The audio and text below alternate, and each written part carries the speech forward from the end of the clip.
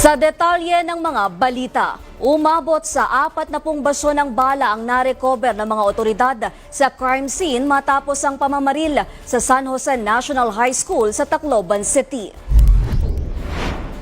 3 katao ang nasawi habang umakyat na sa 20 ang sugatan sa insidente. Ayon sa PNP, isa sa mga ginamit na baril ay isang police-issued handgun na inisyu sa kamag-anak ng isa sa mga suspect. Ang isa naman ay isang revolver na nakarehistro sa isang security agency. Nasa kustodiya na ng pulisya ang 2 menor de edad na sangkot sa insidente habang patuloy ang investigasyon. Lumabas din sa investigasyon na naipasok sa loob ng paaralan ang isa sa mga baril sa pamamagitan ng isang sling bag at hindi nadaan sa masusing inspeksyon. Mayo 1 pa lamang umano ng kasalukuyang taon ay pinagplanuhan na ng 2 suspect ang pamamaril.